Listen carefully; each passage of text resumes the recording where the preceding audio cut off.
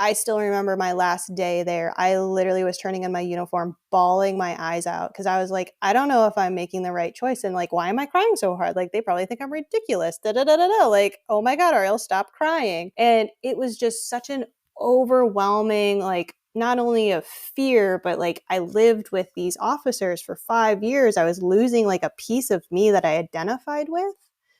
And so like that was hard, and leaving people that you worked in and out for 5 years, that was hard. And it was just like, it was just so overwhelming. So it's never easy to make those big life-changing decisions for anybody listening. Like, and it's also okay to step out the door and try something new.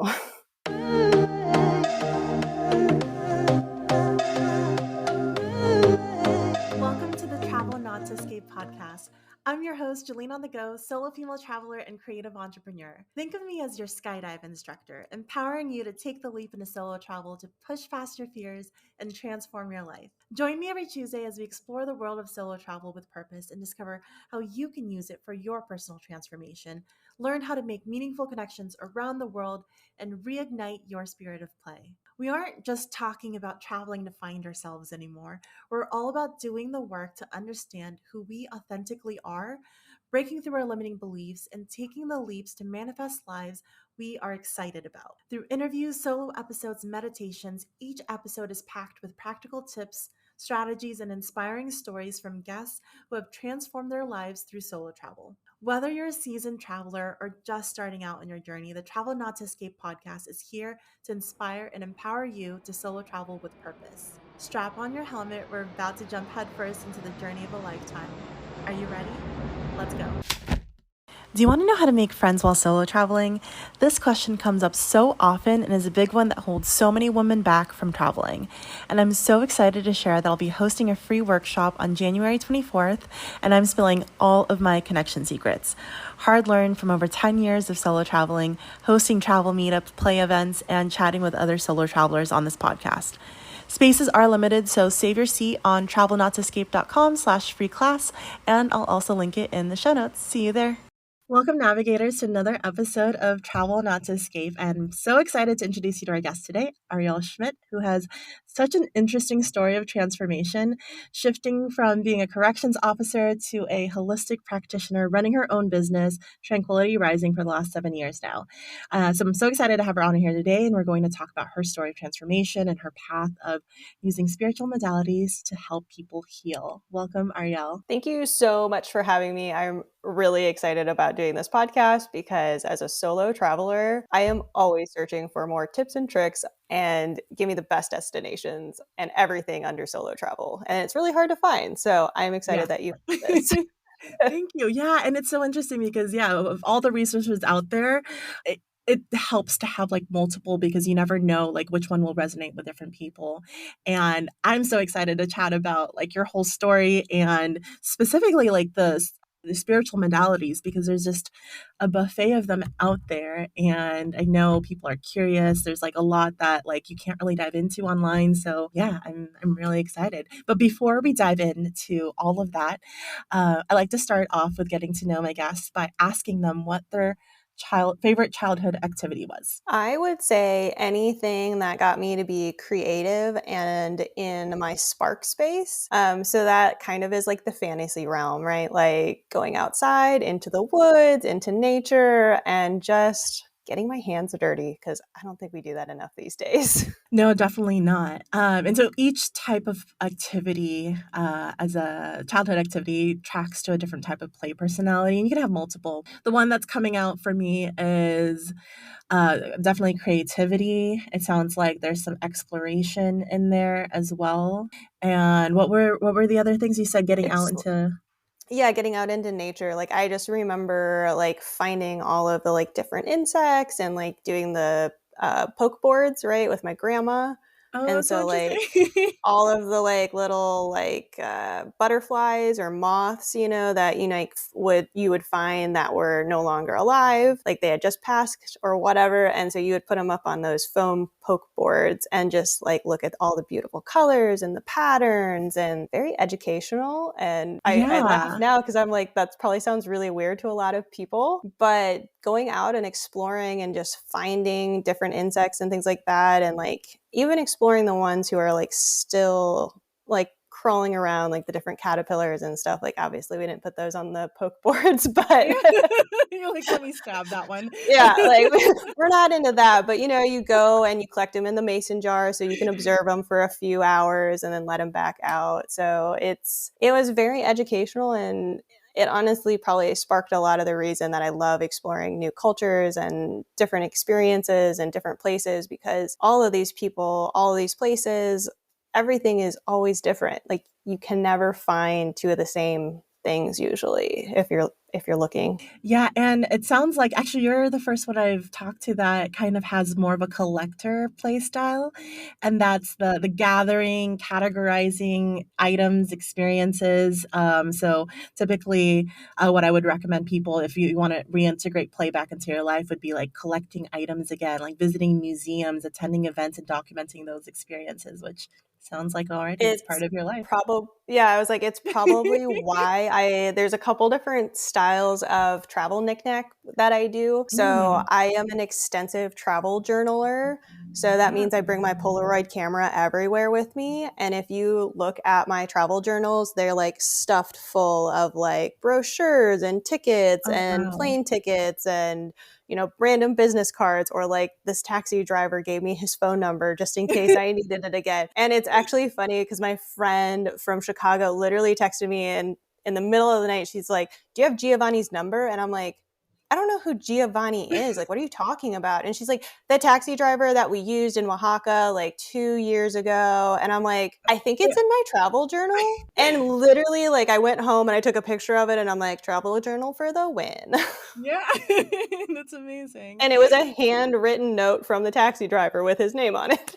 Wow, wow, that is I have always aspired to, like, have a travel journal that has all those things, but I, like, get into it and then I forget about it after day 2. Yeah, I don't like force myself to keep up with it. So if, I didn't journal about something that day, who cares? Whatever. But I do have like all the knickknacks that I collected, and if I didn't journal one thing about that trip, at least I just paste all of the random stubs into my journal. That's So amazing.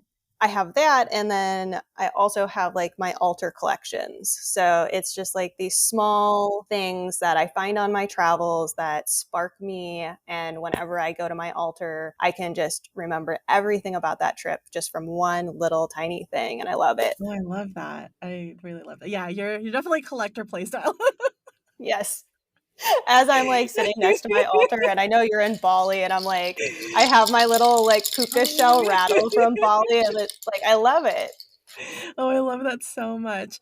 Yeah, it's so interesting how it comes up. Like, I used to collect rocks when I was younger, and now I'm, like, super into crystals, and so I travel around the world with, like, got too much weight in rocks. Literally, they're rocks, but like, Yes. they're crystals and they heal. But yeah, it shows up still Yeah, even when in I was in Oaxaca, I had and I know we're going to get into it later, but I had a healing session and they were just like, you need X, Y, and Z. And they gave me this like protection necklace that Yeah. I have now lost in the last 4 years. Oh, no. But I'm taking it as I no longer need the protection I needed when Yes. they gave it to me. Yes, yes, exactly. Yeah, there's so many unique things, as you mentioned, that you discover when you're traveling, and it's fun to get a little bit of piece of that so you can remember it, when you're not traveling, or even when you're traveling to somewhere else, you're like, "Oh, yeah, this necklace I got from this ceremony, it's protection." Yes, So exactly. it's quite fun to integrate all those, things into your life. Yes. So let's dive into the solo travel piece then.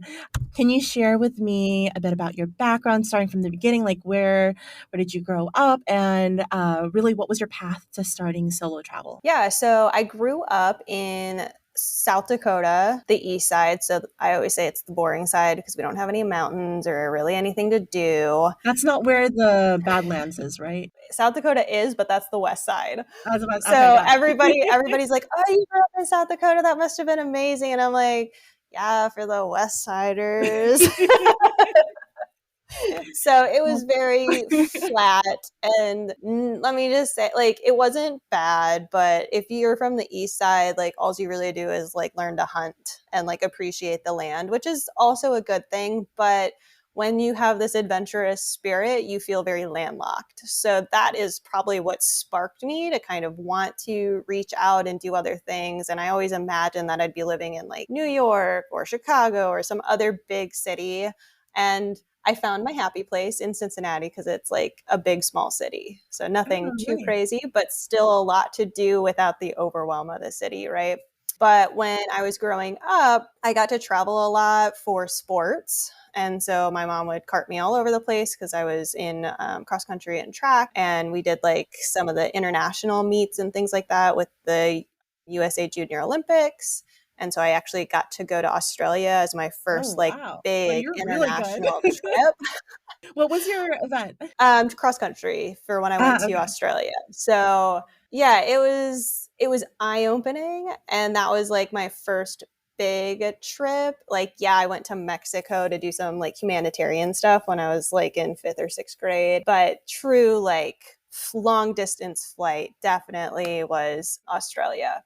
That was in high So school? yeah, that was in high school. And so after that, I just was like, oh my God, give me more, more, more, more, more, please. Yeah. And so I was able to, piggyback on different trips with friends, luckily. So I went to Italy for like my senior year, and then also got to go down to Mexico for like Christmas with that same friend. So kind of just lucked out that, anytime she didn't have a boyfriend, I got to be like the replacement. Oh, that's I amazing. wasn't I wasn't complaining. I just had to buy my plane ticket and then Yeah. like everything else was good. So I feel very lucky that I had all these different opportunities to travel when I kind of had the safety of others looking after me. Kind of gave me a little bit more of that empowerment feeling to know what maybe I shouldn't do and should do as I started going, more and more places by myself.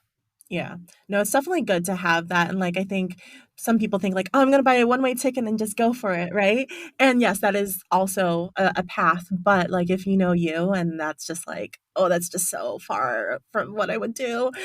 Little steps are good, like traveling in the US if you want to do little trips to a city, or as you mentioned, easing your way in through trips with friends, or even like how we connected, which was through Under 30 Experiences, which was a group travel company, to get yourself familiar with what travel in a different country is like, and then you start to build your confidence. So you're like, oh yeah, I think I can do this by myself the next time I come. Is that what happened to you? That's Or Yeah, that's like exactly what happened to me. So I always pinpoint one specific life-changing trip that kind of shifted everything. And I always reference it as like a solo group trip because that's exactly what a lot of these like travel groups are. Like, you are traveling solo, but you kind of have that safety net of like always being able to come back to the group, but you're still solo travel. Like, you're not there with your best friend or with your parent or someone like that. So like, if you're going through like an emotional hardship or like you're just not having a great day, most of the time that's on you to like sit with yourself and like be with yourself because no one else wants to deal with your drama.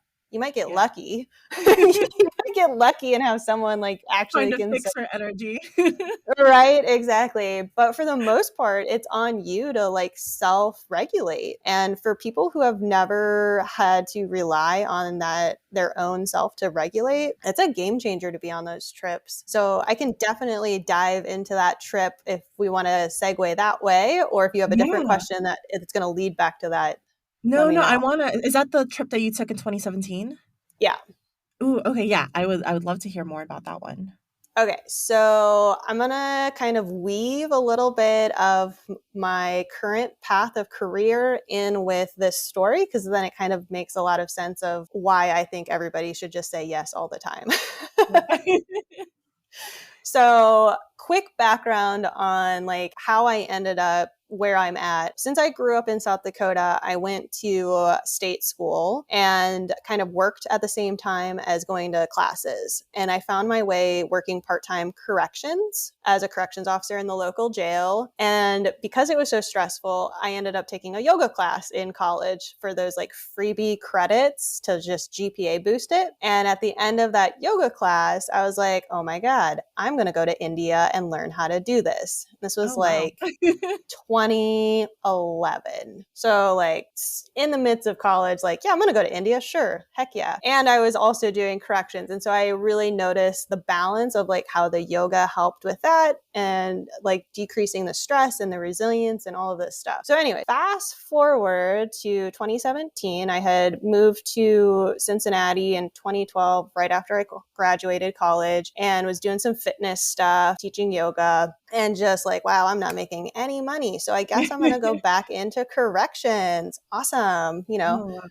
21 what do you year do as old a corrections officer? Like what specifically? safety and care of the inmates. So essentially, in layman's terms, just like babysit Okay. really like angry people.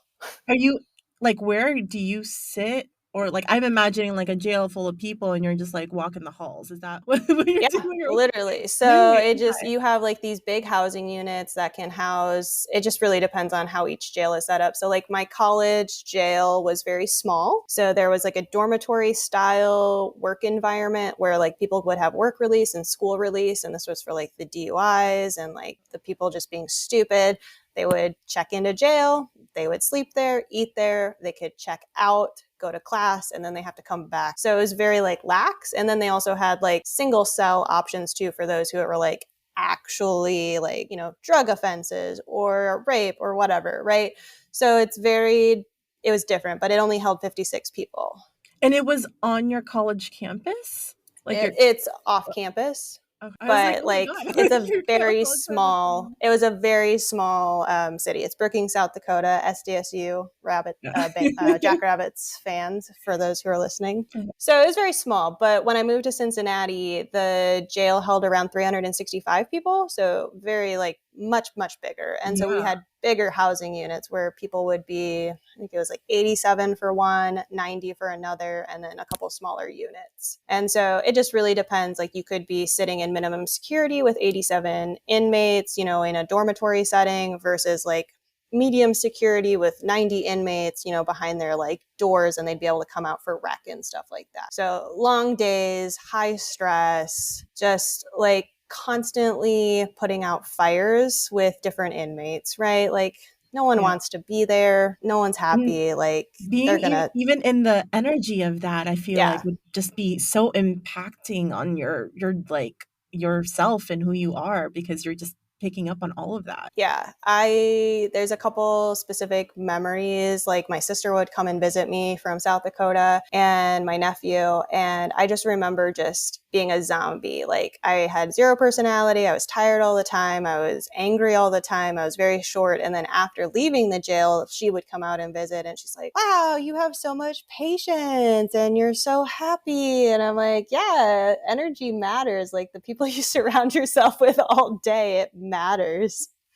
Yeah, and So people know that in terms of friendship and family, I feel like now, but like in terms of work impacts the majority of your life because you spend so much more time at work every single day compared to absolutely. your friends and family. Yeah, so I can Yeah, only I remember working like 80-hour weeks. So you literally were working like 16-hour shifts, 12-hour shifts back to back. And so you're spending more time with your coworkers and like your environment than you were at home.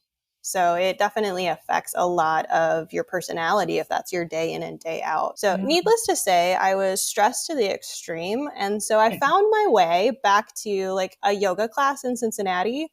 And literally the first yoga class that I went to, the owner came in the door and was like, hey, don't forget, we're headed to India in 6 months for our yoga training.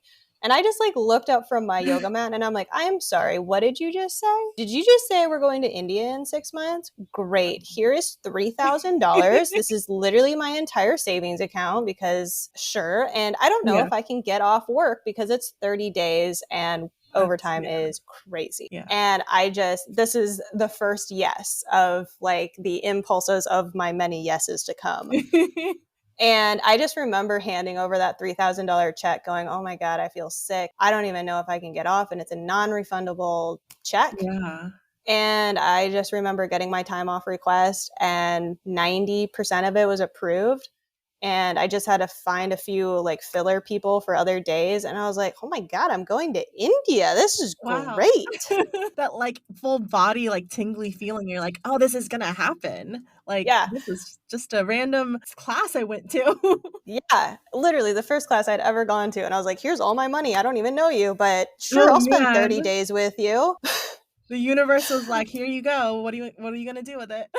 Yes, exactly. And so I remember going to like an Indian restaurant, like as it got closer to my departure, and I hated the food. And I Oh no. immediately got so scared. I was like, oh my God, Oh I'm not going to be no. able to eat. I have to bring my own snacks. Like, I'm going to die. This is going to be the worst 30 days of my life. Like, oh my God. Oh my God. I'm hoping you found out differently because Indian food is Yes. delicious. I love Indian food. So whatever I got was not the right thing. Like I look back on that moment, I'm like, God, you were so like new and like you just didn't know. And so I was trying to create safety in knowing. Yeah. And that's one of the things I always tell people. It's like you can't control everything. So sometimes it's okay to not know and to just show up. Yeah. Oh, I love that. Oh my gosh.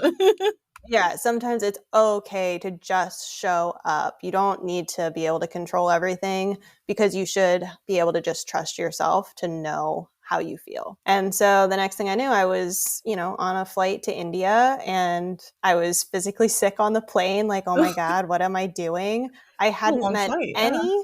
I hadn't met any of these people except for the yoga instructor. So not only was I traveling for 30 days with a group of people that I didn't know, I was being roomed with someone I didn't know. Oh wow. And like, I was just out of my mind nervous. And then, getting to the airport, if anybody is traveling, like, my biggest anxiety piece is when I land at the airport and getting to my like first hotel. Like that section of time is hands down the most anxiety you'll ever feel anytime you travel, regardless of how many times you've traveled.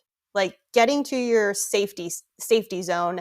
Once you get to your safety zone, nothing else matters. Yeah, it is wild, those 5 to 10 minutes, and I actually have a meditation specifically for this moment, Love that. because I have experienced this myself even recently, because what happens, just to explain it to the listeners, is you land in a new city, country, whatever it is, and you may not know how to read the language and the signs. It might be set up differently. There may or may not be rideshare options for you, depending on whether it's banned in that country or if there's a taxi cartel or mafia or whatever associated with it. And if there is, you have to go to a specific location at that airport to find it. Meanwhile, there's other potential people, taxis or other people just trying to get you in their car. Like there's so many airports where people Yes. are just like, just come to my car. Just come to my car. Here, I'll take your money. I'll take you wherever, you need to go. But you're like, I don't know you, stranger. And yeah, it's a lot of Absolutely. lights, a lot of things. So yeah, it's a very stressful moment.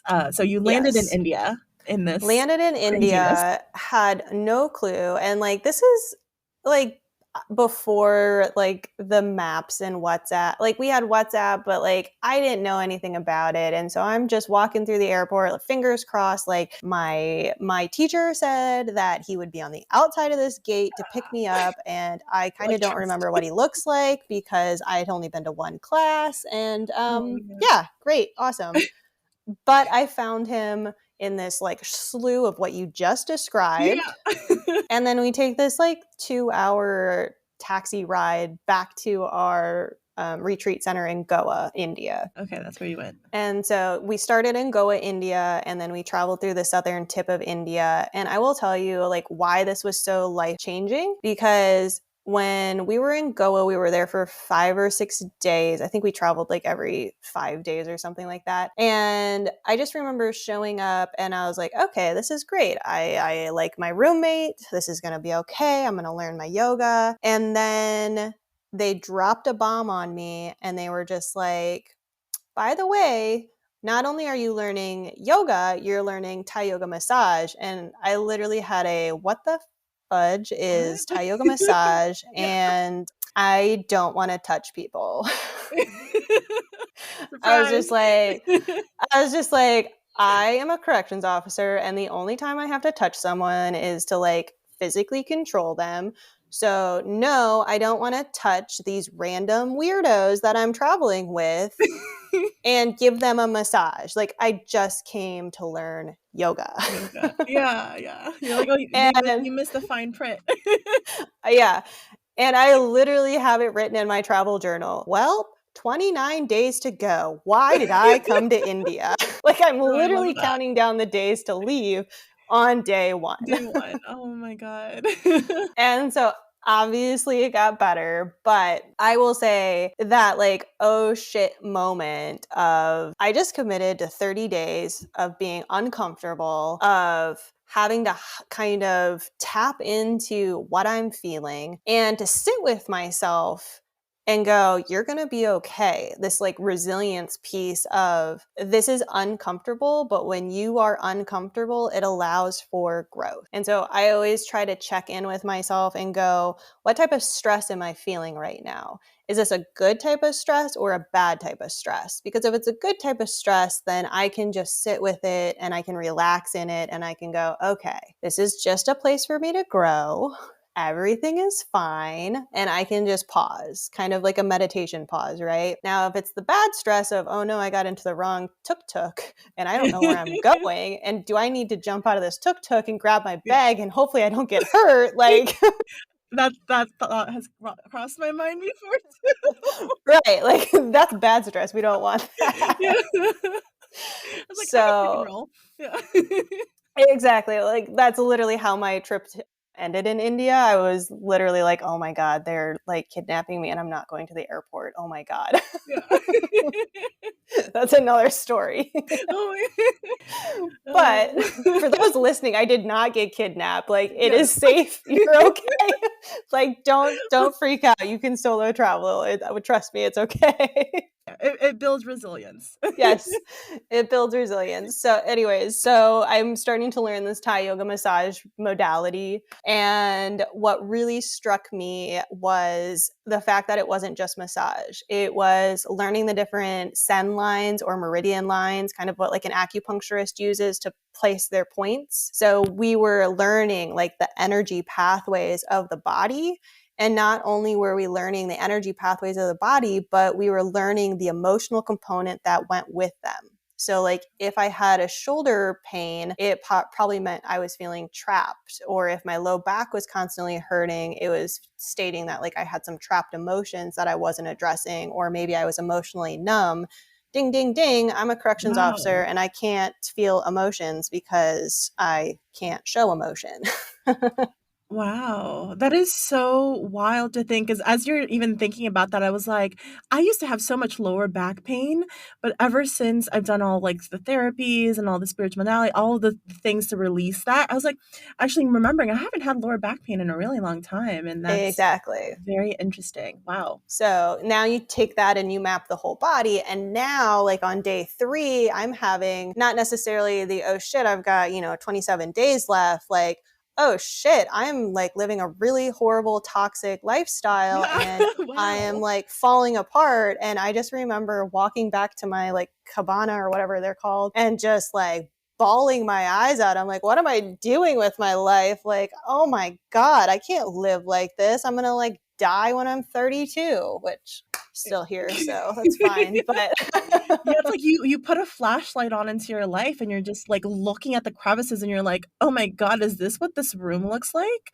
This is horrible. This is filthy." yeah, do you want to do this for the next 20 years? Because if so, like be ready to like put a lock and key on these emotions and like forget everything you're about to do for the next 30 days. Yeah, wow, that is I've been in that, like, epiphany moment, and that's so powerful, especially if you're in a different country, 3 days. 3 days in. 3 days into a 30-day trip going, oh my By God. yourself, and you're like, oh, okay, cool. Now the life that I've been living thus far is not it. So what now? Exactly. So, needless to say, my trip to India, like I could go on and on and on about the different stories that I've had, but I don't want to take up our entire podcast about No, no. India. But I will say the traveling through the southern tip of India was really fun. And I can go through my path really quick just for those who Yeah. might be interested in planning a trip to India themselves. So I started in Goa, which is kind of like a beach town. I was talking to some locals and they were just like, it's like the US version of Florida, but for Russia. Oh, interesting. Okay. Okay. That's how they referred to it. And then I was kind of looking around and I was like, oh, Yeah. Yeah, okay. Yeah. That makes There's sense. That's just like where everybody migrates down for vacation, I guess, which is fine. Yeah. It's like And Bali for Australia. yeah, exactly. So I was like, all right, that makes sense. I wouldn't put those two together, but okay.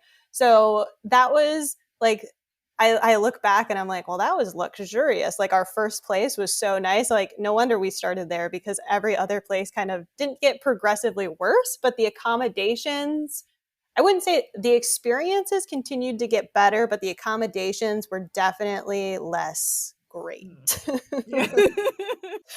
Like I'm traveling for $3,000 for an entire month, all inclusive. And that was like my training, my lodging, and my food. So I'm not staying in some nice 5-star Yeah. accommodations by any means. So we started in Goa and then we took a train to Hampi. And for those of you who are solo traveling in India, get a guide because those trains are crazy. Like I could have not gotten around without help. Oh, wow. Were they like the Like, ones that are like packed together? yes. Oh, wow. Yeah. Okay. Not like people hanging off the sides by any Yeah. means, but like I would not have known like when to get off the train. I wouldn't have known where to get on.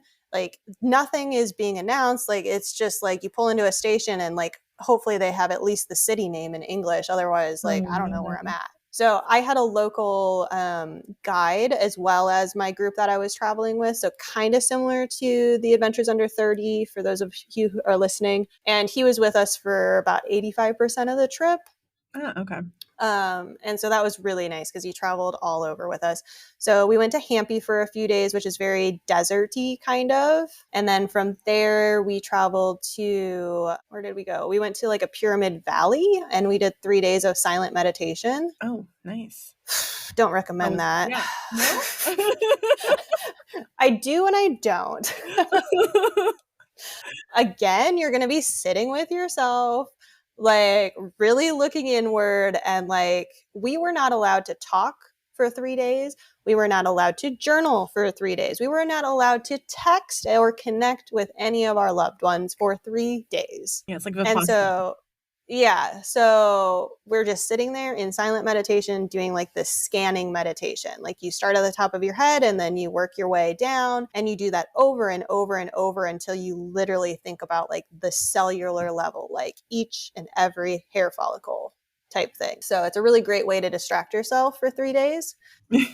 And thank God. But it was rough. Like it was physically exhausting to just sit and meditate. And like we could walk around the property and do a walking meditation, but like you can only walk and sit for so long before you're just like, I don't know what else to do. Like I'm sick and tired of sitting with myself and like all these emotions and all these new awarenesses that we're doing. Yeah. So we went to Bangalore after that, I believe, and then Auroville, which for anybody who is thinking about going to India, Auroville is a must. They have this massive, gigantic golden meditation globe in the middle of Auroville. Wow. And like you walk into it, they give you like white socks and it's like white carpeted and it's like a double helix, like ramp that goes into the center of this meditation den, and there's like a gigantic crystal in the center of it, and like you can sit Wow. and meditate, and it has like all these lotus petals like off to the side that you can sit and like reserve and meditate. It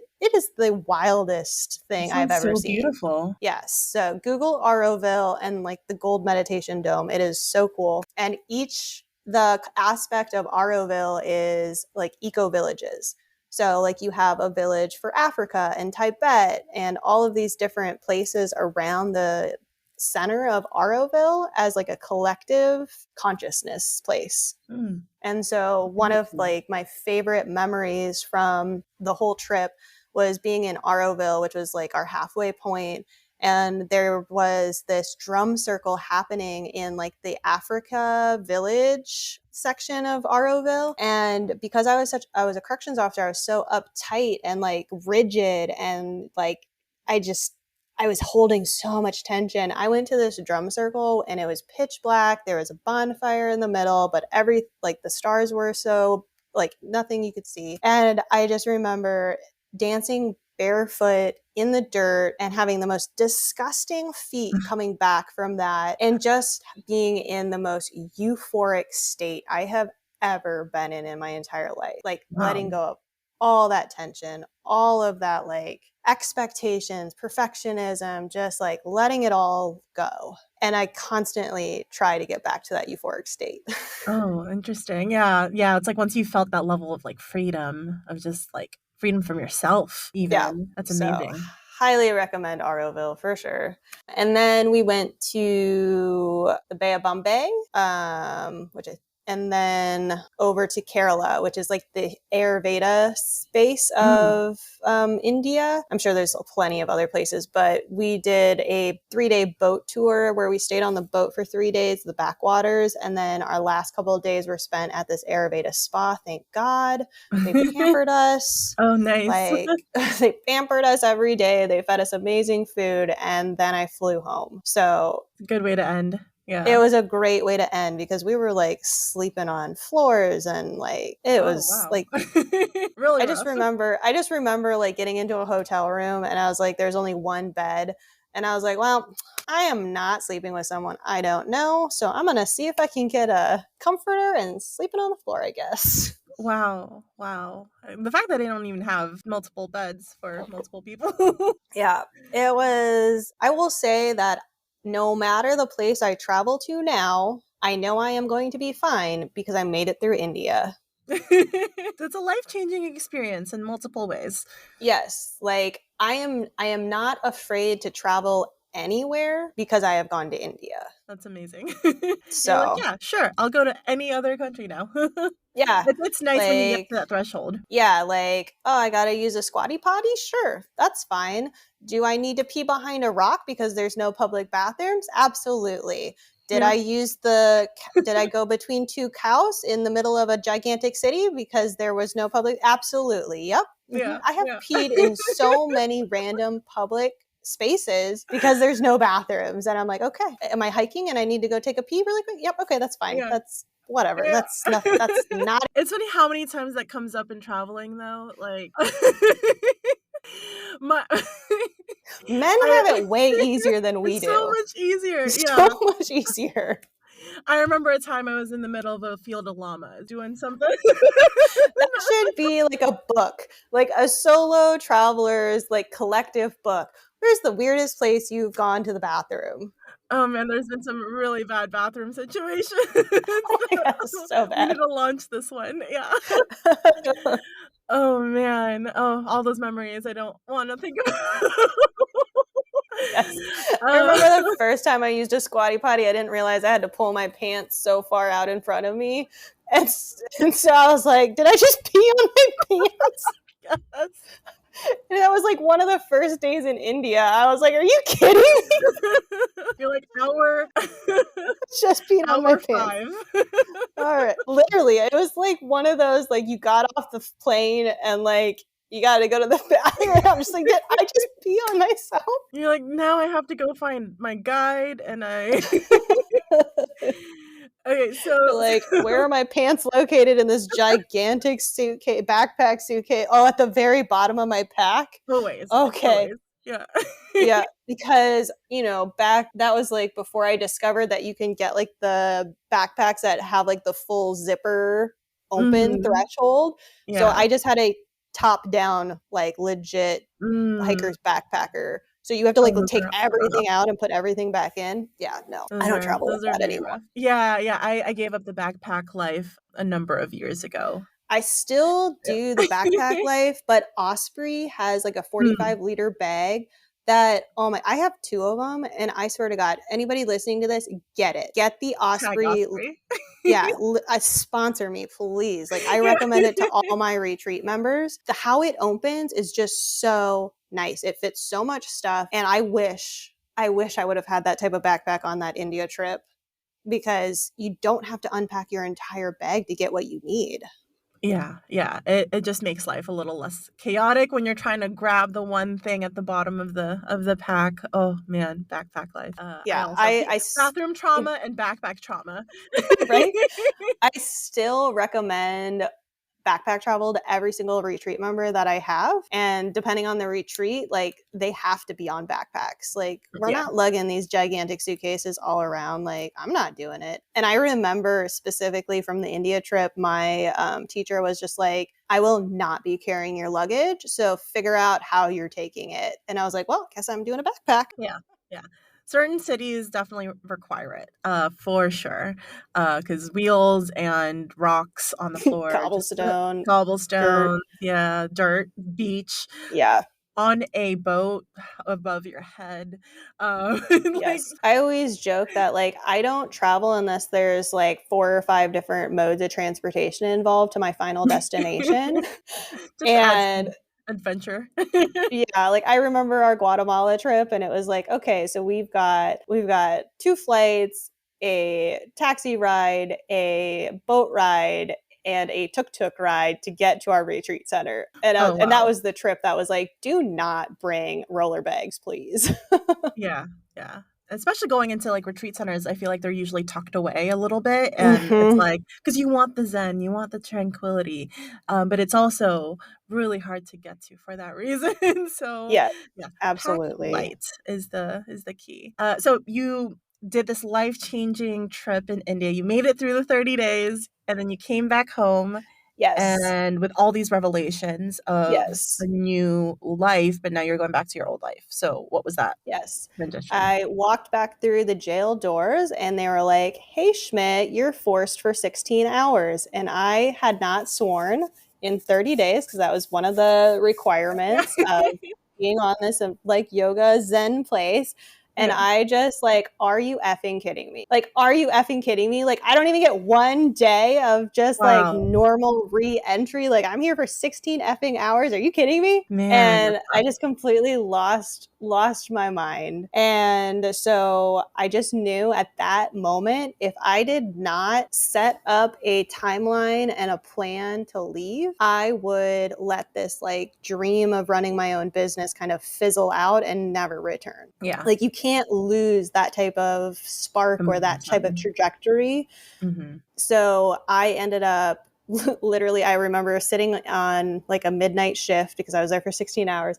And I just remember signing up for my next training in Costa Rica in August. So I got back in February of 2017, and I went to Costa Rica for 2 weeks to learn more Thai technique, Thai yoga Oh, wow. massage technique, because I had learned all of this amazing meridian stuff and like these ahas, but like the body work portion of it was really lacking. And I was like, oh, how am I supposed to quit my job and do this? Yeah. I'm like, that doesn't sound great. So I just booked this next training. And of course, it was in Costa Rica. So that was like a heck yeah, like, sign me up. Yeah. Yes, I'll go. And I was there for 2 weeks. I learned everything I needed to learn to at least quit my job. And part of this life changing process is kind of coming face to face with the things that you don't want to think about. So when I went to Costa Rica, I was like, cool, I'm learning this. I've got a 5-year plan to get out of the jail. 5 years was the 5 plan. years.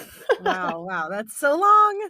I Yeah. know, right? But it's that safety net of like, Yeah. how am I going to afford to pay for things? How, like, Mhm. whatever, right? And I just remember the teacher, I had a one on one session with her that I paid for. And I was actually really mad about it because I thought I was paying for a private massage with her, like, to Oh. feel the technique, because that's what was, they were just like, you can pay for a one on one with me or this other instructor.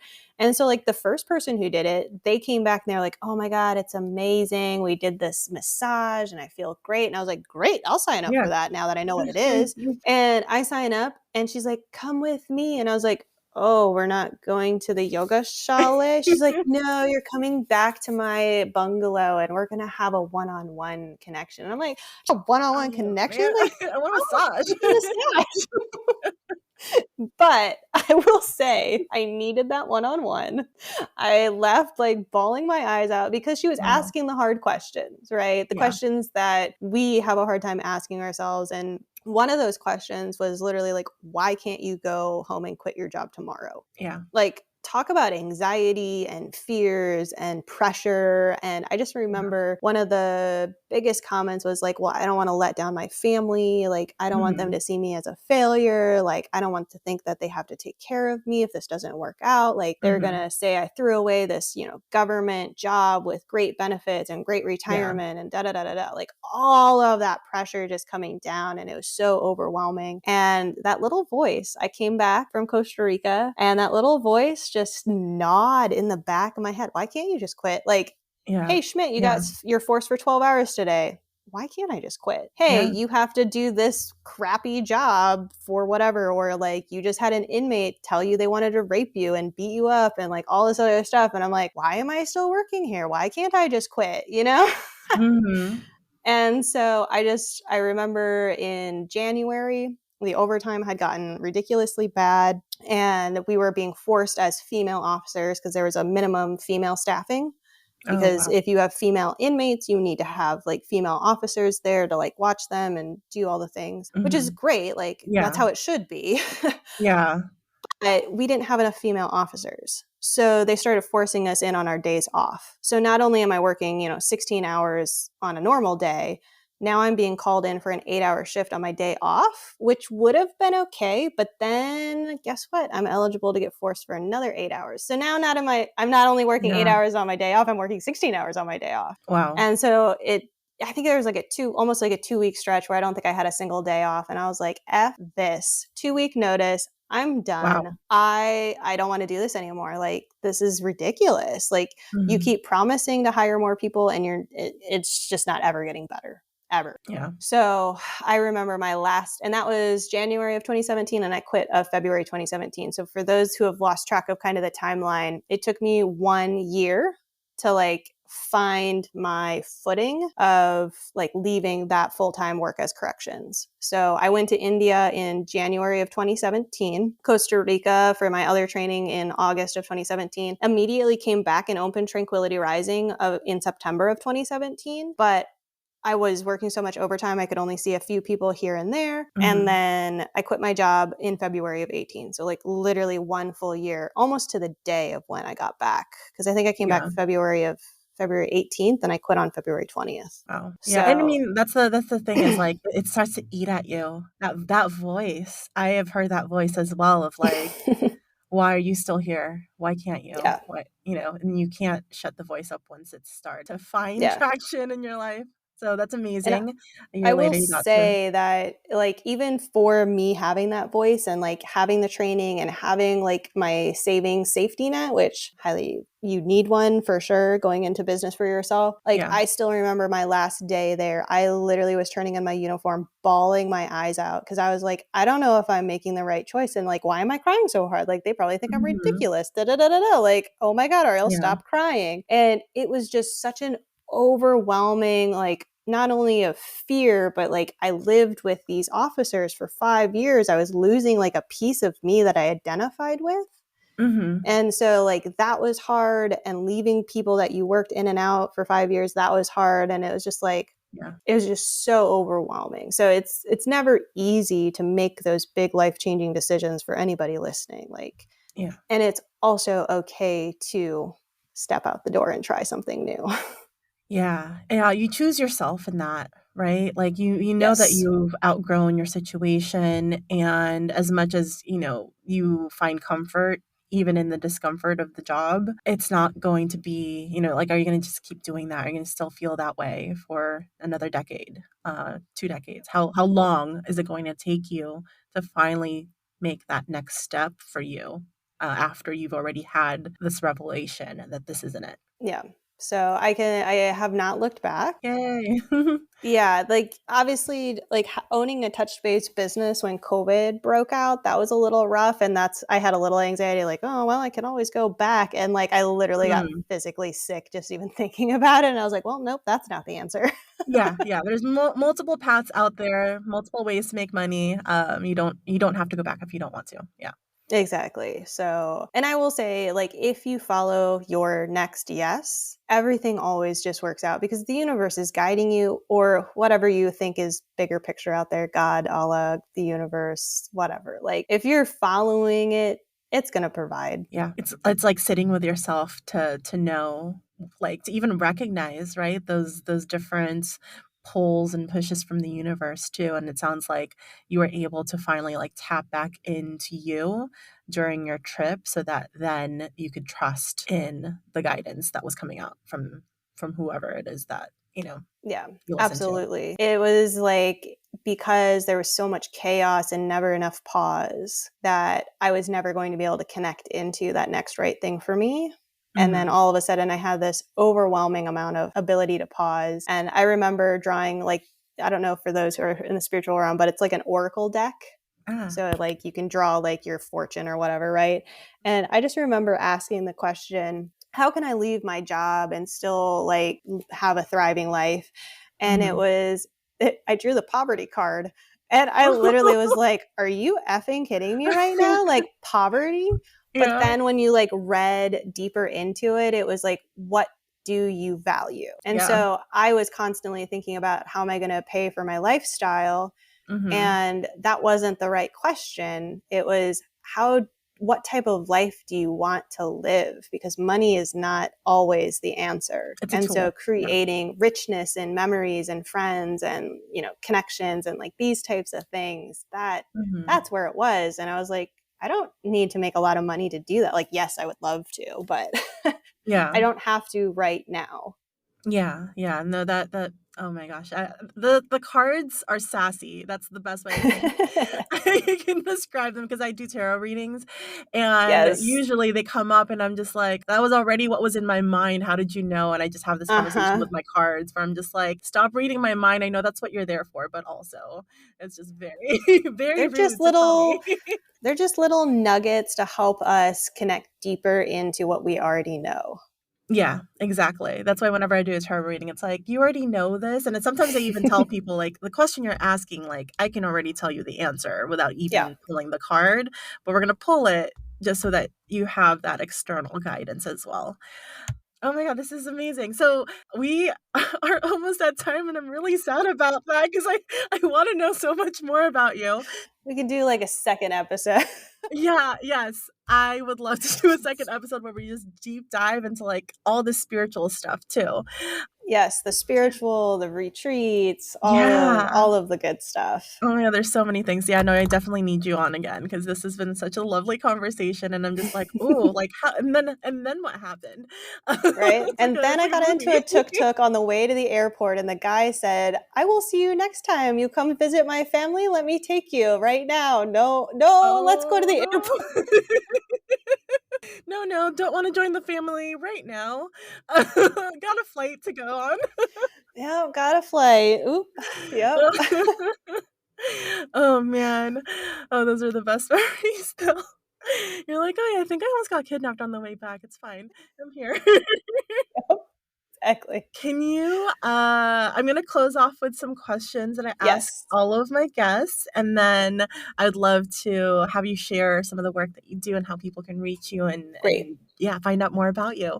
So, in terms of connections, I know you were solo traveling and doing a lot of the, like, more learning holistic practices, but have you been able to kind of identify like some of your most meaningful connections as you've traveled and how you were able to make those connections? Yeah, I would say by just always constantly showing up as my authentic self, regardless of what that looks like. Like, obviously, when I was in India, my authentic essence at that point was very closed off and just like focused on learning.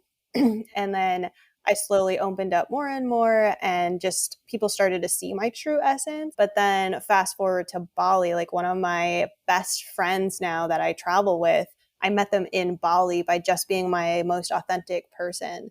And that can look like anything for yourself, but it's just aligning with your like core beliefs, your values, your desires. And when you're in that true essence place of your authentic self, like you attract those people that you are meant to connect Yeah. with, whether it's Yeah. for just that trip or for the rest of your life. Yeah, beautifully said. And the worst thing is like not being yourself, feeling like you need to be someone else or act like someone else to try to attract people.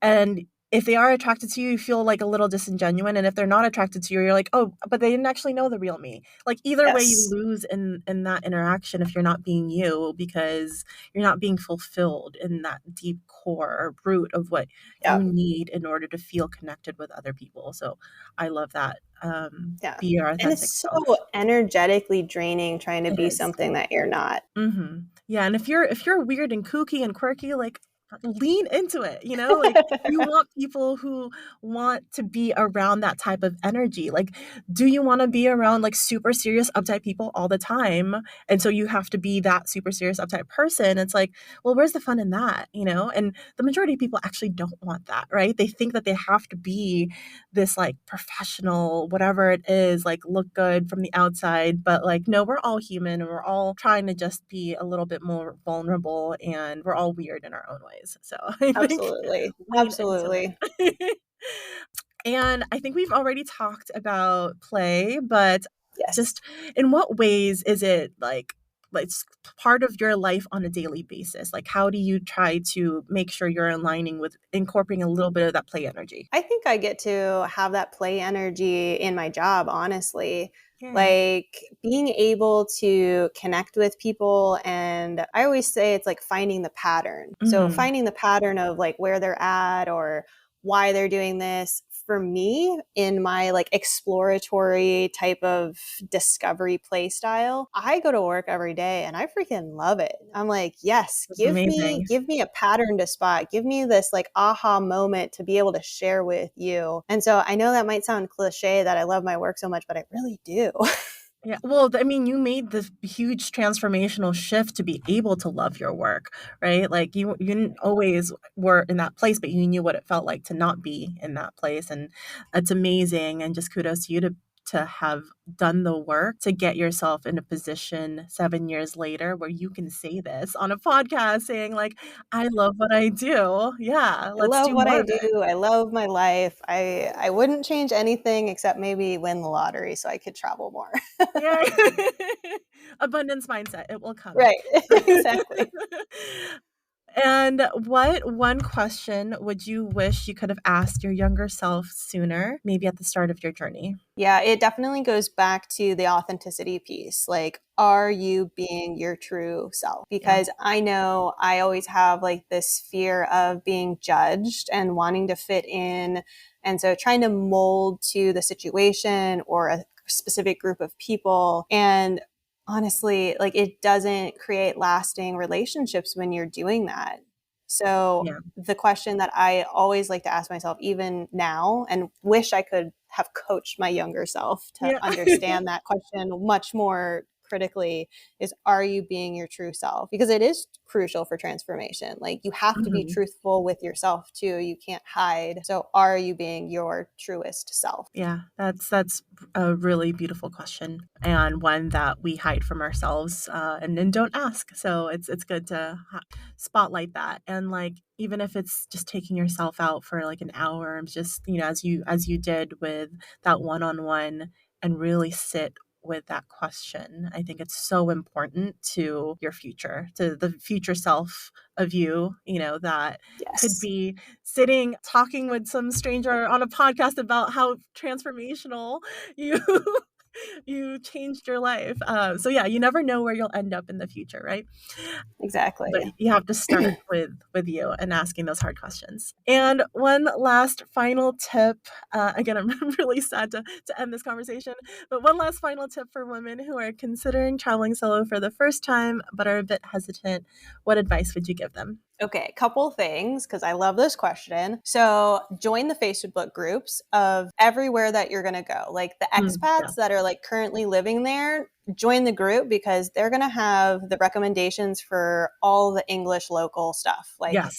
you need to go to the doctor, they've got it. Dentist, they've got it. Like guides, they've got it. And half the Yeah. time they'll meet up for coffee with you when you get there. Mm-hmm. So join like the Facebook groups of all the expats. And then the second tip that I have for solo travelers is do not talk to the people who don't travel. Yeah. Yes. Good God. I don't know how many people in my life are like, you're going to Morocco. Did you know X, Y, and Z? I'm sorry. Have you even left the country? Like, why are Yeah. you telling me all of the horrible things that you've read on the news or the newspaper or you Googled the moment you found out I was going to this country? Yeah. No, Like, thanks. don't talk to those people. Talk to the people who actually travel because those are the people who are going to give you the real things that you should be concerned about.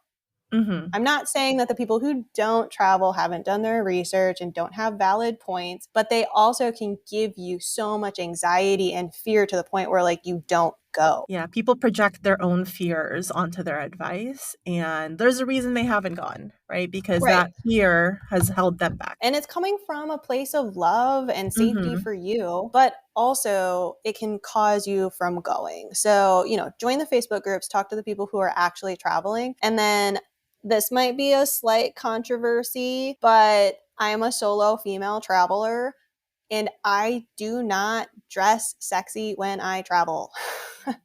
I will wear zero leggings on my trip. I still wear like jeans and cute things, but like I'm not wearing leggings. Like I'm not wearing low cut shirts. And like there's nothing wrong with that. And especially if you feel comfortable in the city that you're doing, but like Mm-hmm. find a travel outfit that you love and feel 1000% comfortable with because you don't know how other countries are going to react to you. Yeah. It's Yeah, that's not your fair. fault that they're reacting that way, but let's just be safe as solo female travelers.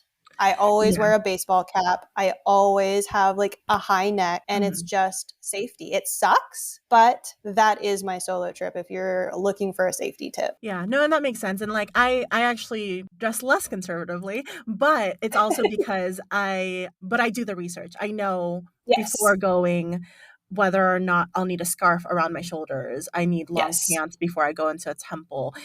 There's definitely countries where it definitely is much more important to be able to do that research ahead of time so you are not a target. Like my first day in any city, even though like I tend to dress like less conservatively, I will still try not to stand out my first day until I get an Yes. idea. Always look at what the locals are wearing. Yes.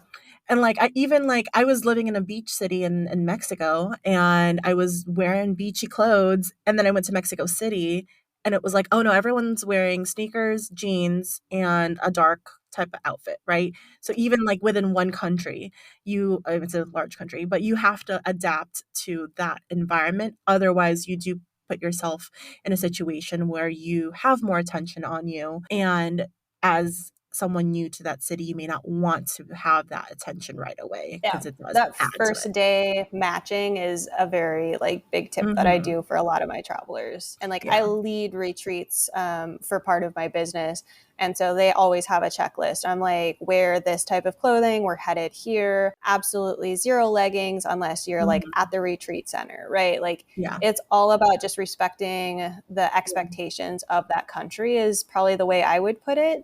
We all have different standards of what we're comfortable with in our own bodies, and Mhm. it's just again it bottom lines it with the safety. Like just pay attention to where you're at Yeah. and be Yeah, cautious, definitely. overly cautious. Mhm. You're never going to be mad if you're overly cautious. Exactly. Yeah. Adapting to local culture is very important from like all aspects, clothing specifically too. Yep. There's a respect as well that goes into it too of like I want to make sure that I'm not disrespecting whatever customs you have in regards to what I'm wearing as well. Yeah, so some of my favorite things is like always a scarf, always a hat, and Mhm. always like my poofy jacket because it like rolls up super easy. Yeah, So I left my poofy jacket in Malaysia and I was so mad. I was like, "Oh no, oh no. that's the one jacket I have in my whole life." Yes. No, Yeah, it's in I'm going Malaysia. on like 5 years with my like my poofy coat like goes down past my butt, which I love. And I'm like, great, it's super lightweight. It's not a heavy, it's not super hot, but it's the perfect thing, especially for travel. So grab Yeah, yourself yeah, an definitely. osprey and a poofy coat, and you're going to be Yeah. set for some solo backpack. We'll tag them, have them sponsor you. Right. It's like winning the lotto. It's great. That would be like winning the lotto. Right. So at Osprey, at was it North? Who Right? do we want to tag?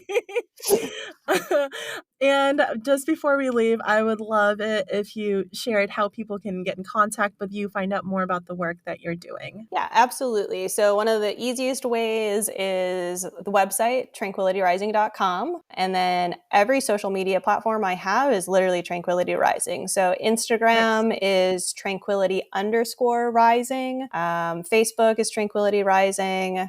And then all like the LinkedIn and all that stuff, but that's the boring stuff. So Yeah. Instagram is what I post mostly on. I do have a TikTok, but I'm just old school. I like the Yeah. Instagram. I'm good with that. Yeah. Even saying the Instagram, I feel you on that. The Instagram. Perfect. Thank you again so much. I'll link all of those links so people can get in contact with you, find out more about your story and the services that you offer. Thank you so much for sharing your story of transformation with us today. And I'm so grateful to have had you on here. And thank you, listeners, for tuning into today's episode with Arielle. I hope her story resonated with you and inspires you to transform your life through solo travel, make more meaningful connections, and reignite your spirit of play. I will see you all at the next adventure. Thank you all again for tuning into today's episode. I absolutely loved having Arielle on. We chatted about some great connection tips in the episode, but if you're looking to learn the secret to how to make meaningful connections while you're solo traveling, save your seat for the free workshop I'll be hosting on January 24th. That's www.travelnotsescape.com/free class and also on the show notes. See you there. Until next time, keep exploring, connecting, and playing, and safe travels, navigators.